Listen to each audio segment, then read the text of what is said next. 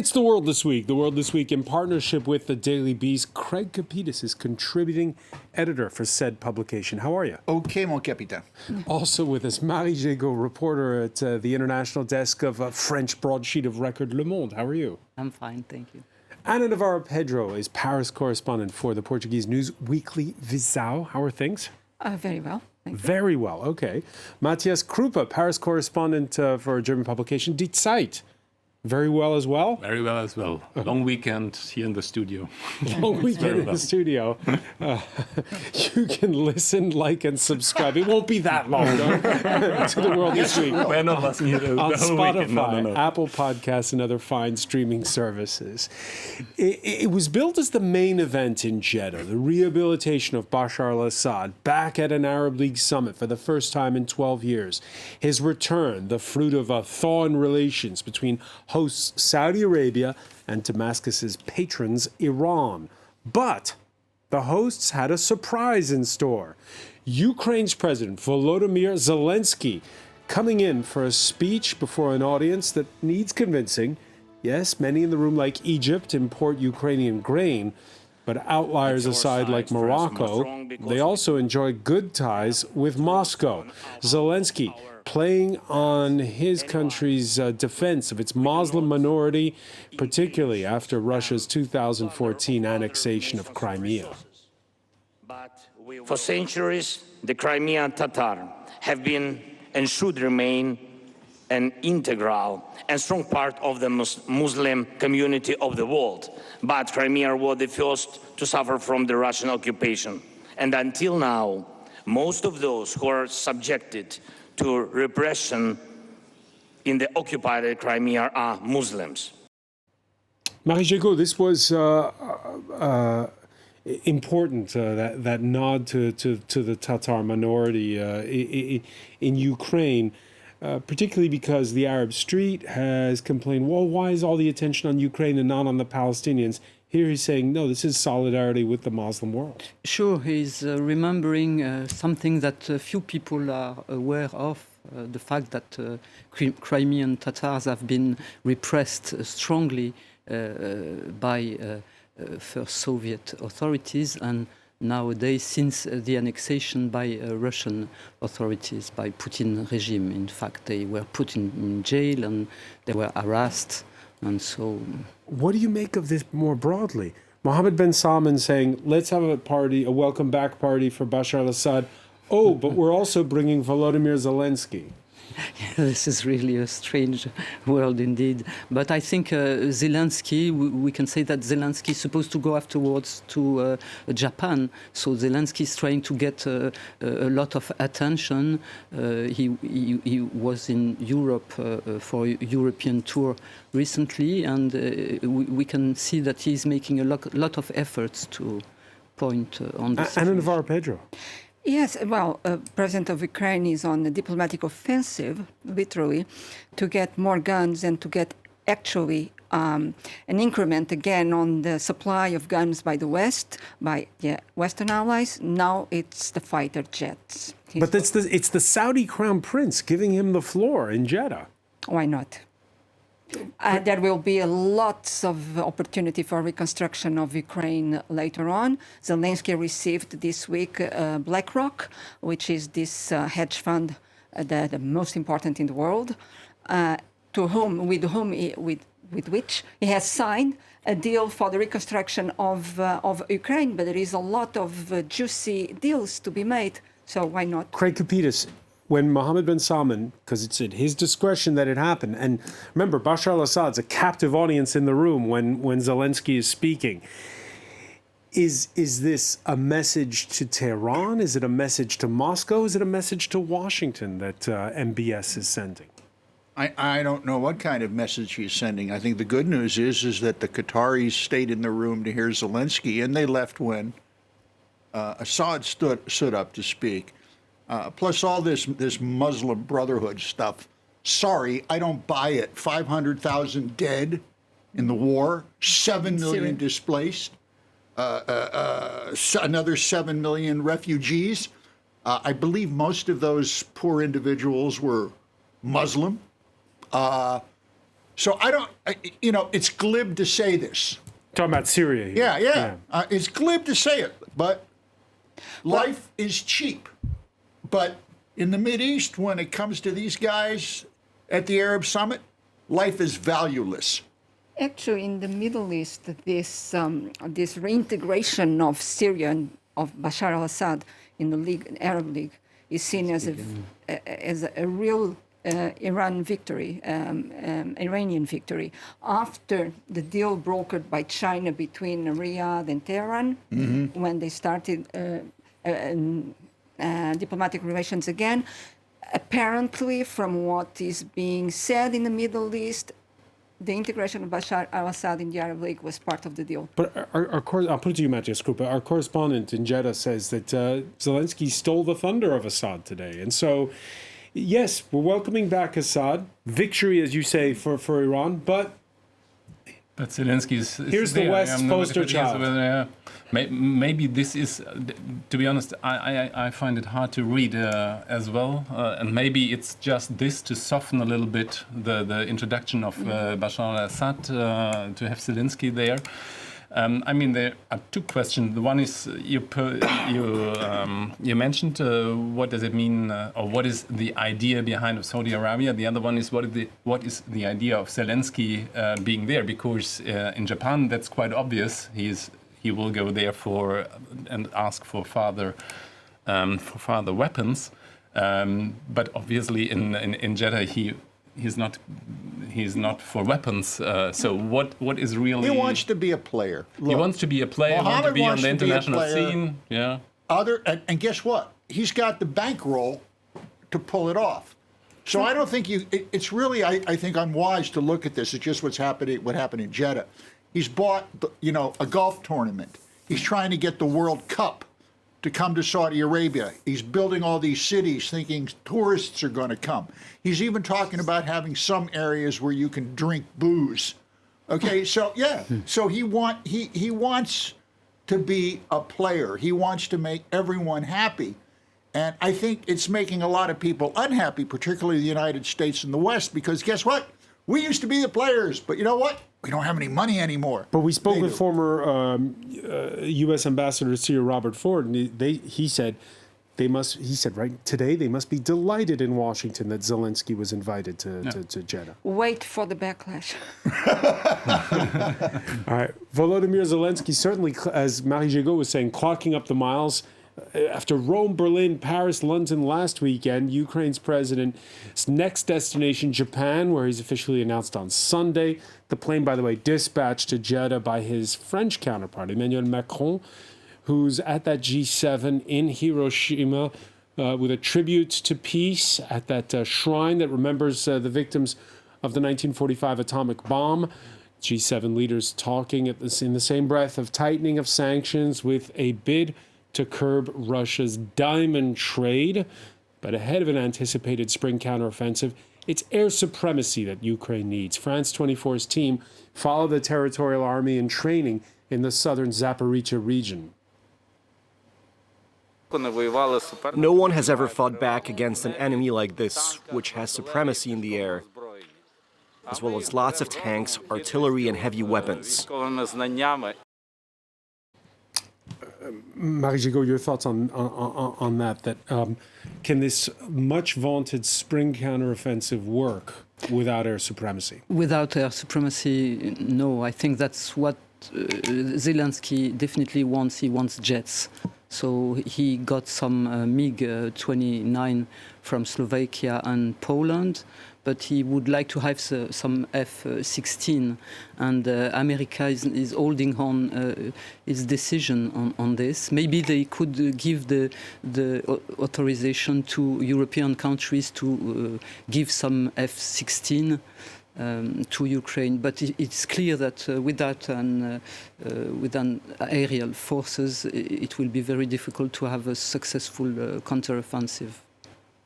And you need also land forces and ammunition and weapons to go after, to you can't only win a war. Of course, but they just received some promises from Germany, $3 billion. It doesn't mean if they get some jets dollars. that they will have supremacy. That's the whole hypocrisy of its Western allies.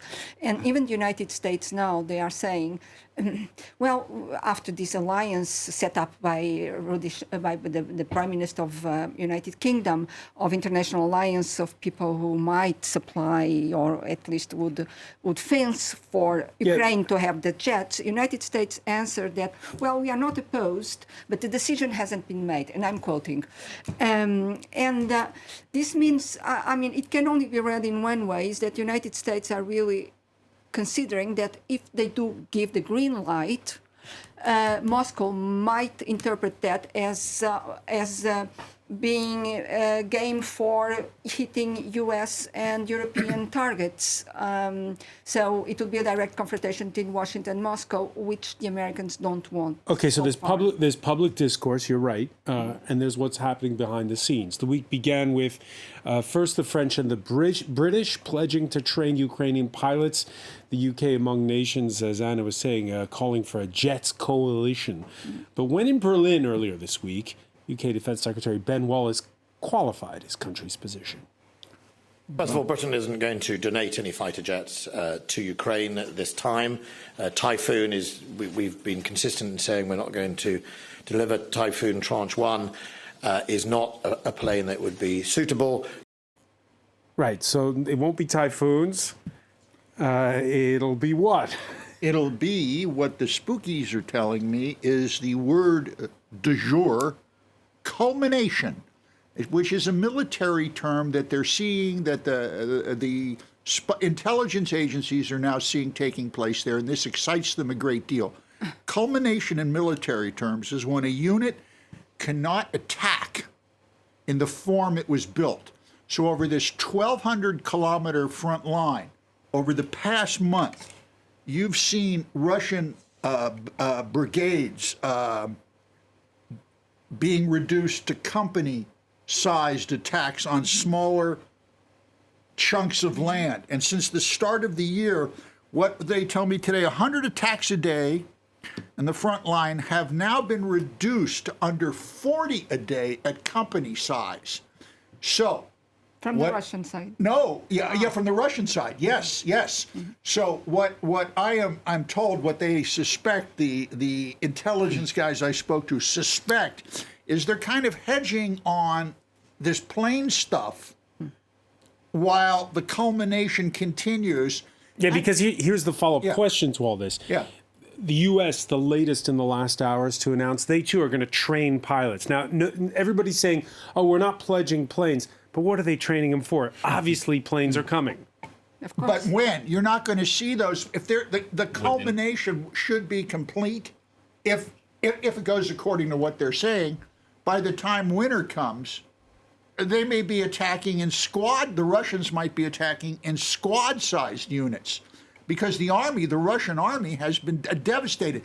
That's one of the I'm saying the same. I'm saying the same thing. Come on, you see no advance from the Russian army. By the way, no advance. They couldn't take Kiev. They couldn't succeed in their first offensive. Now that you know that, we see that they are completely stuck. Yeah. Now we don't know if Bakhmut is going to go to Prigozhin, to Wagner. Now it's a question, because why is it like this? Because Wagner is not getting the ammunitions from the Russian Ministry of Defense. Can you imagine this? They are fighting, eating each other. It's the Russian way. They eat their own. Yeah, and they recently, it has not been told by the media, but recently it was May 13. May 13 in the Bryansk region, a region very close to the Ukrainian border, 2 helicopters and 2 MiG fighters were shot down. Yeah. And who shot them down? Not the Ukrainian forces, for sure, because they don't have air defense around. So they were shot down by the Russian air defense. Can you imagine this? 9 pilots. What is that, friendly fire? Yeah. Doesn't look so bright. It's for all part of that Russian talk army. that's been going around that there is a Maquis movement. And the announcement for this training coalition, so far it's just a training coalition, but as you said, behind the training coalition there will be a jet coalition. And it is announced that the training coalition will start working within weeks, not within months. So, which means that within months there will be this coalition which is delivering fighter jets. So things are moving more quickly maybe than Anyway, supposed. everything has been going up by increments in this war, the delivery of weapons and the escalation of the dangerosity of those weapons, or the action of those weapons. The word is missing, but you understand what I'm saying. And you don't train a pilot for an F-16, for instance, in 3 months. It takes a year. So it means they've been trained before. They have been trained. So they will be operational in 2 or 3 months, but the decision has been made before. Maybe it just needs the green light from Washington, because they really realize, unlikely the Europeans, what this means, and this may mean a Third World War. But I mean, the decision has been made before. Speaking of World War III, there is movement, as Marie Jagot was saying, in the ground war. Ukraine's military scoring its biggest gains in months around the eastern city of Bakhmut. Both sides still bogged down, relatively speaking. Both sides targeting, as we've been discussing, critical infrastructure. The war has been between Russia and Ukraine, but it is now becoming a test of firepower between superpowers. Russian-made Dagger hypersonic missiles shot down early Tuesday morning over Kyiv by U.S.-made Patriot missile batteries, 5 out of 6, one of them damaging a Patriot battery, one of those batteries, I believe, worth $1.1 billion. But, Marie Jagot, it's the U.S. military might versus the Russian military might. Has this become more than just a war between Russia and Ukraine? Of course, it's like this for a long time now, since and Russia consider this war not as a war against Ukraine, but a war against NATO, against the United States. And since we give Ukraine weapons, of course we can say that we are part of this conflict. But I mean, Russia is in a very dire situation. We can see it from what you said, that the Dagger was a missile, a hypersonic missile, supposed to be, it was not supposed to be destructed. So because we remember, Craig Capitas, when they were brought out on Red Square a few years back, and they were saying, you know, these are unstoppable missiles. Yeah. Well, you know, the Russian military has always been a victim of its own PR. They make a lot of stuff. They make big stuff, but it's really not very good stuff. You're right. And what they do in battle is they throw stuff at you. I mean, you know, when one army might send 100 tanks that are really great, the Russians will throw, for sake of argument, 500 tanks at you that you can take out with a bow and arrow, and they say, "Look how strong we are." That's how the Russian military has always operated, and they have no chain of command. Yeah, but there is another battle behind this on the ground between Ukraine and Russia. The Patriot system, anti-missile, anti-aerial Patriot system, is being sold world over $1 billion a piece. If it can be taken down, if it's not invincible, there will be a reconsideration for further purchases in the future. And there is the same thing with the Kinzhal. It's being tested as well. And we don't know what happened, if it really was taken down or not. We don't know. The Americans said there was some damage, but we don't know actually what happened. But every side, Raytheon on the American side and whoever is making the Russian missiles, are watching what is happening and perfectioning their systems, that's for sure. And that is also what is going on in this war. But Russia is not in a state to perfection anything because it lacks, for example, a lot of things to make the ammunitions, the tanks, and the missiles. So this is well documented. And what we know for sure is that the Patriot was not so much damaged. They say it's still operational. It's still operational because it was the carrier that was damaged, not the I think everyone's making way too much about this. There's a war going on. You know, and things get blown up, and Patriot missile batteries occasionally might get blown up. Even the best of tanks get blown up. But there's the deeper problem, this sort of mission creep issue. Matthias Kruppe, we've seen, and just Olaf Scholz at the current G7 summit, he's all in. It sounds like this is no longer kind of hedging as before. No, I think how do Germans feel about that? No, that's a good question. So far the management, maybe it was sometimes underestimated what Scholz did, because with his cautious, I call it cautious, others call it hesitating, but with his cautious way of conducting this discussion and taking decisions, he assured that the country, or a majority in the country, is still behind. The government is still behind the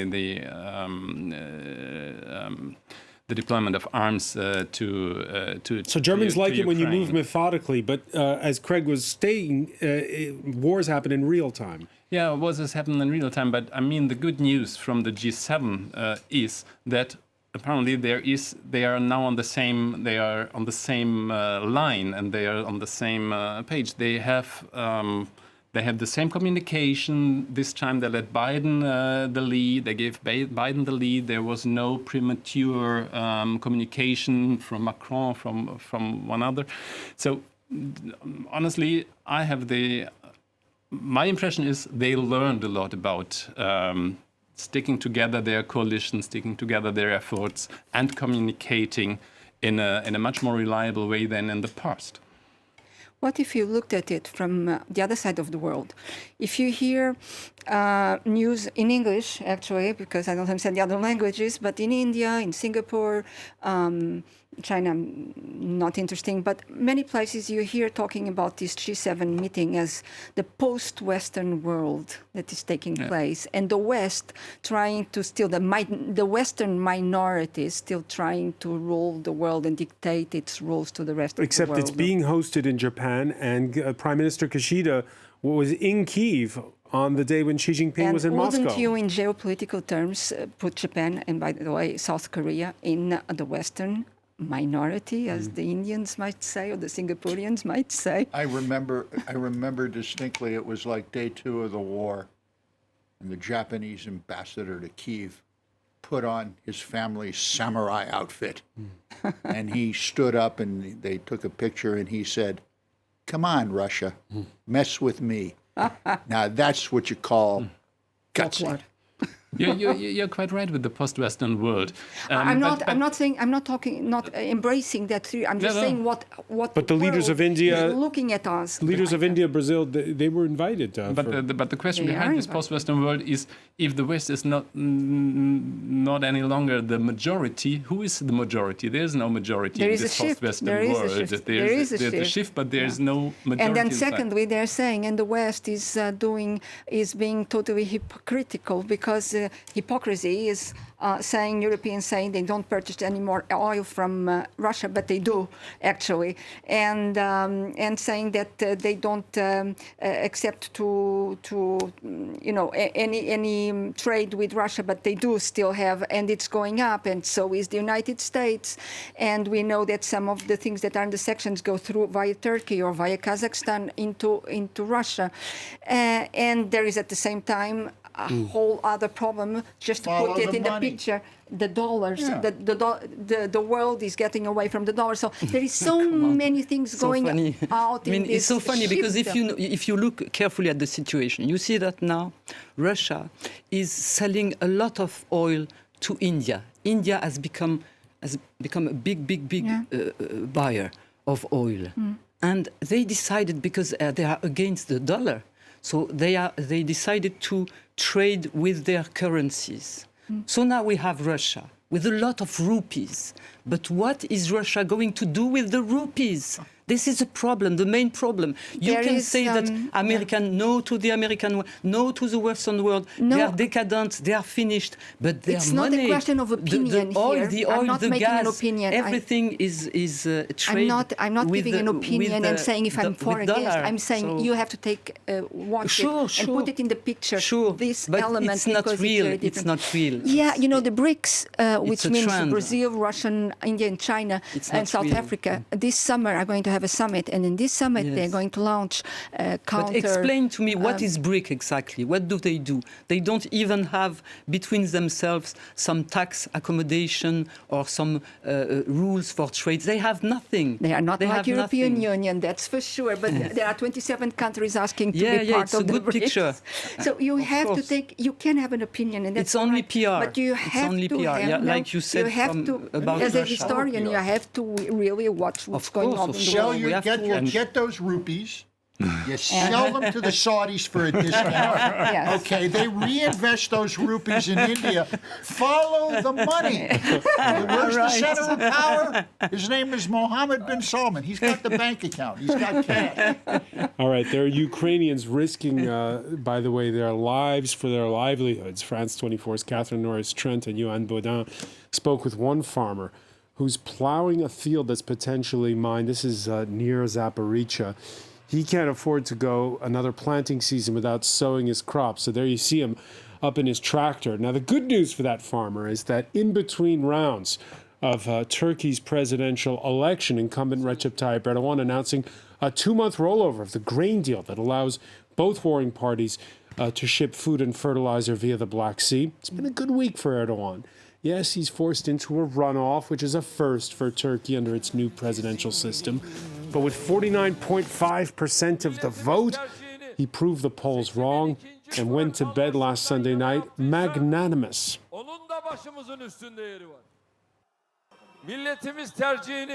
If our nation has made its choice in favor of the second round of the election, then that is also welcome. We strongly believe that we will continue to serve our nation for the next 5 years.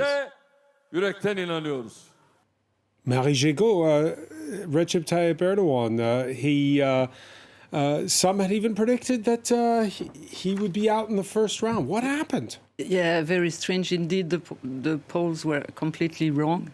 Like 8 out of 10 polls were saying what you said, that he was going to be done at the first round.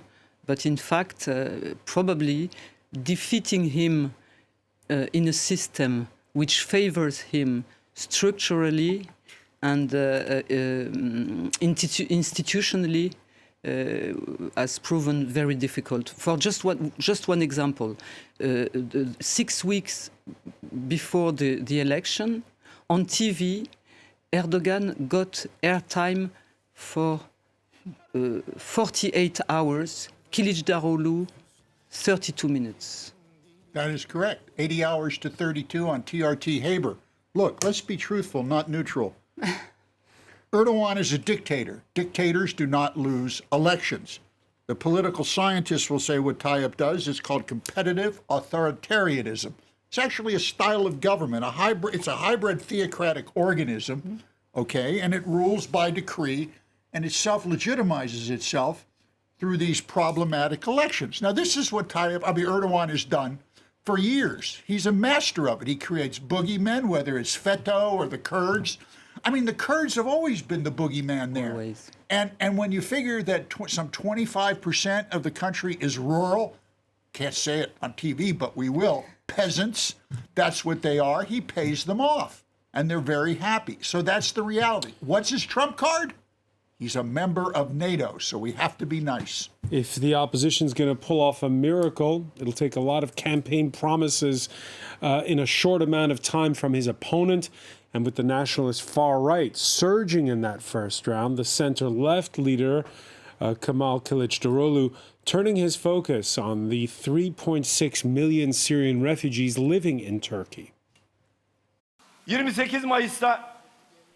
the run-up to the new elections on the 28th of May, I would like to address my compatriots. Do you know, if they stay in power, 10 million more refugees will arrive in Turkey? I repeat, 10 million more refugees will arrive in Turkey. I announce it to you here. I will send all the refugees home as soon as I come to power. Period. Anna Navarro Pedro. How can he? How many million refugees in Turkey? 3.5 million? 3.6 million Syrians. 3.6 million. It's demagogic to say that. On top of it, Assad, we didn't talk about it, but in the Arab League summit, he's saying that, okay, take the refugees and back, only if you pay so he's saying that actually to the Gulf countries.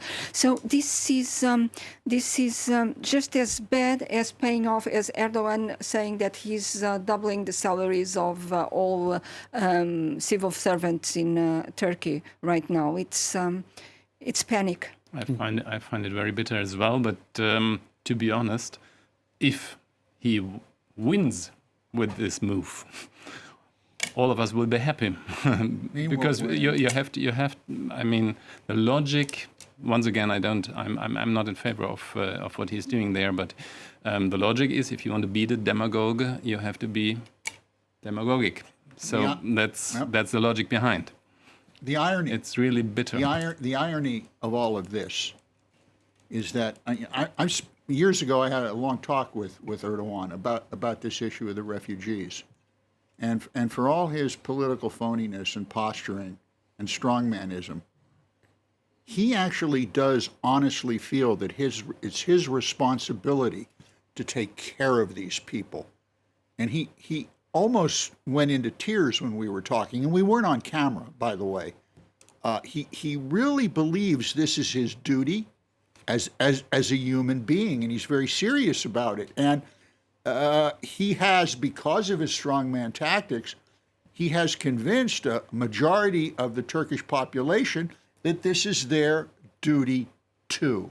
So you got to give the guy credit where credit is due, and I think that's where he's due it. By the way, coincidence of the calendar, across the Aegean Sea, they're also in campaign mode. Incumbent Kyriakos Mitsotakis, in an interview with German daily Bild, talking up a wall to keep out the migrants. And even though he wants the EU to pay for it, the conservative leader refuting analogies with Donald Trump. Marie Gégaud, your thoughts on this, that, when push comes to shove, as they say in the movie The Big Short, blame immigrants.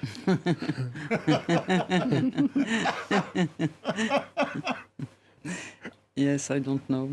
I don't know what to say about this trading migrants issue. It has been going on for quite a while. Yeah. Even in Berlusconi times already, he was dealing with Gaddafi, remember, to stop migrants and refugees from coming across. It's been going on with the total hypocrisy from European Union when Mrs. Merkel opened up the borders of Germany to allow all the refugees. I think the rest of Europe just went in shock, especially the leaders. Yeah. In Greece is a big problem because it's like in Italy, it's also in Greece. They get the brunt of the arrival of migrants. They have to deal with it, and the rest of Europe is saying, do your job, and cleaning their hands and washing their hands from that. I mean, that's how Meloni came to power in Italy, and that's also one of the problems, not the only one, but one of the problems in Greece as well. Europe is a hypocritical institution. The interesting thing about what you just said, Francois, about the immigrants, there is one fascinating angle to this Greek election that I think all of Europe should take note of. 16-year-olds are allowed to vote in Greece in this election. And there are 440,000 of them. So if the youth vote has any power, and if the youth, as we all believe, is more liberal, then this thing should swing, to either Syriza or PASOK or some kind of goofy coalition. But we'll see. Yeah, Greece's economy has outperformed the rest of the Eurozone of late. But inequality within Greece is rife, and all candidates are conscious of the state's failings on welfare and infrastructure in those years that followed the financial crisis. I hope that my next 4 years will be years of rapid growth for Greece, but growth that will also limit inequalities and make sure that we focus on supporting those who are more vulnerable. With honesty and with an open heart, we ask the Greek people, not for a second chance to govern, but for the first chance to govern on the basis of our program, on the basis of what we want to do and not what we have to do, without memoranda, without coercion, without the troika, without Schabel, without all those who impose their policies on us. The former prime minister still remembers Angela Merkel's finance minister, Wolfgang Schäuble. How could they forget it? Yeah, he's unforgotten and unforgotten in Greece. I was remembering, looking at the pictures. I was remembering that I was covering the first campaign of Mr. Tsipras at the time of the euro crisis, and I mean, this is maybe the good news in this campaign, that compared to the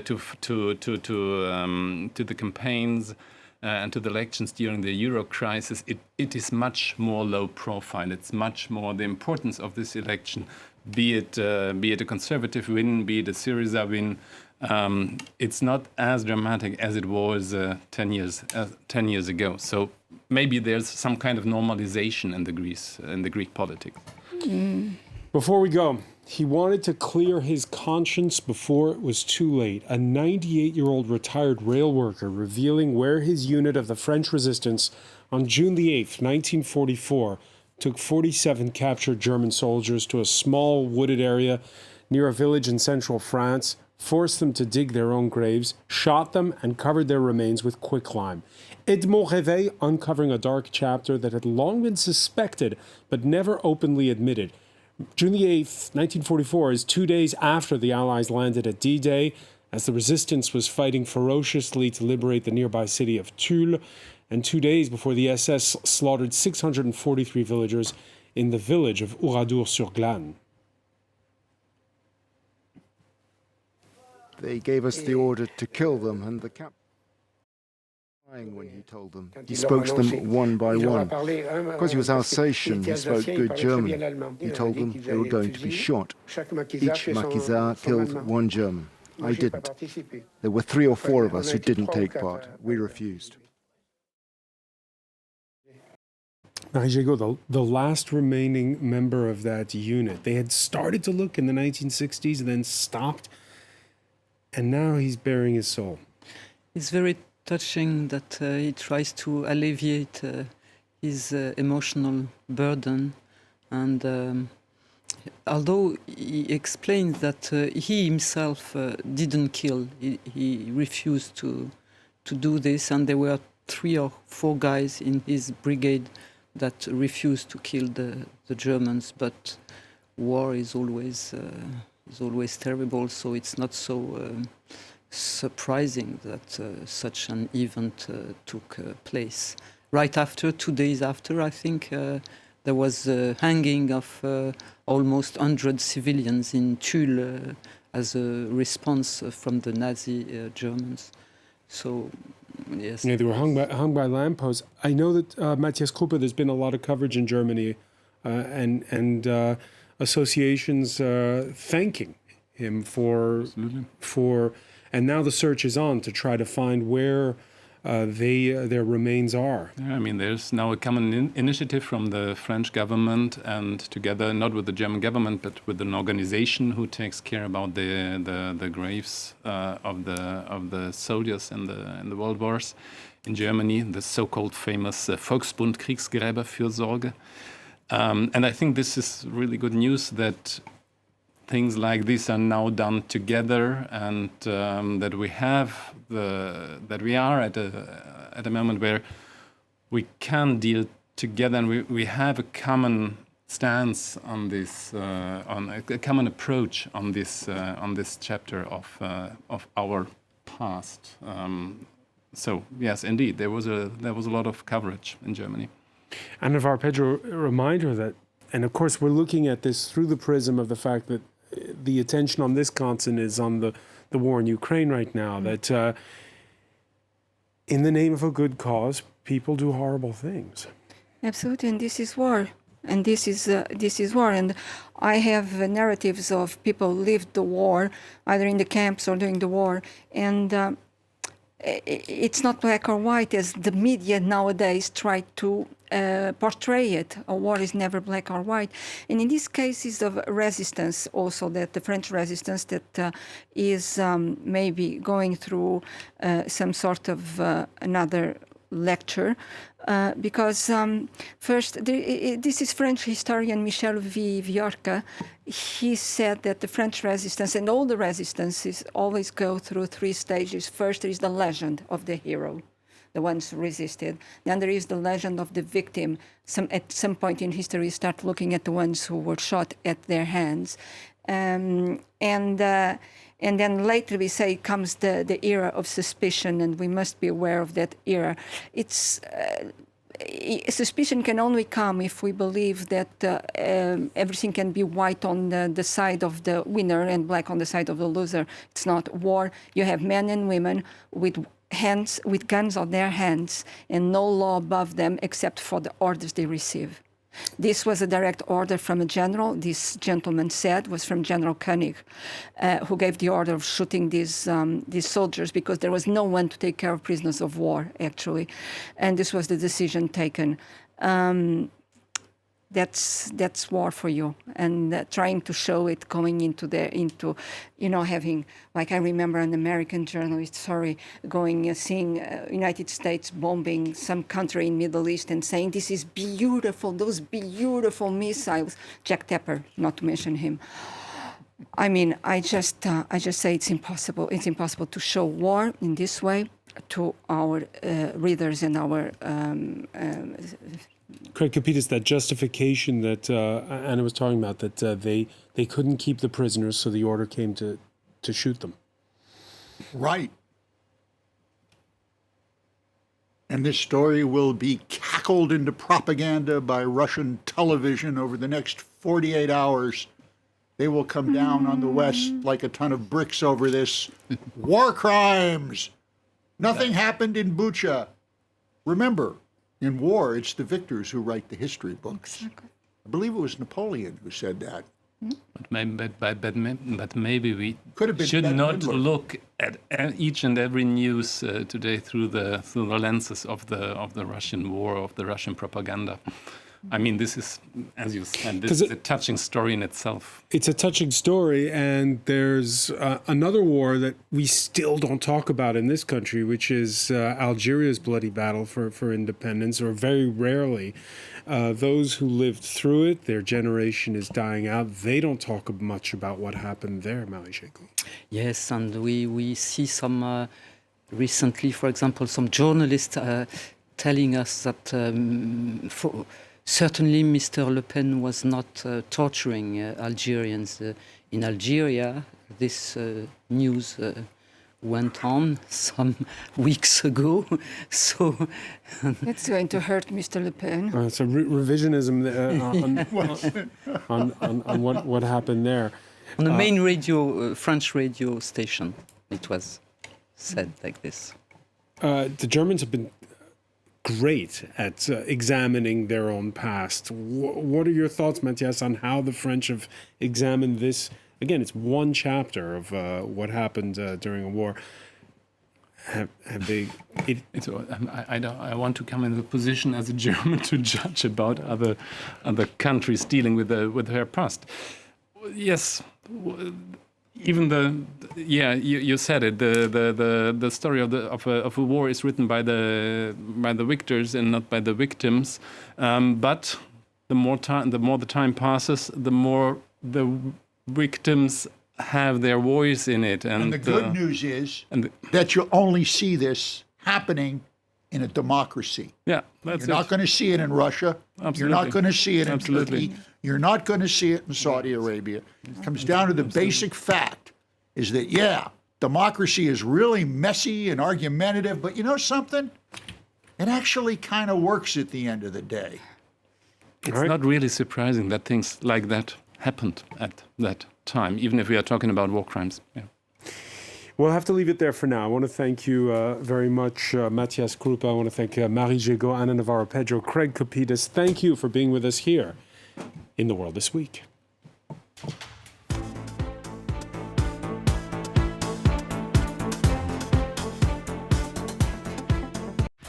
The world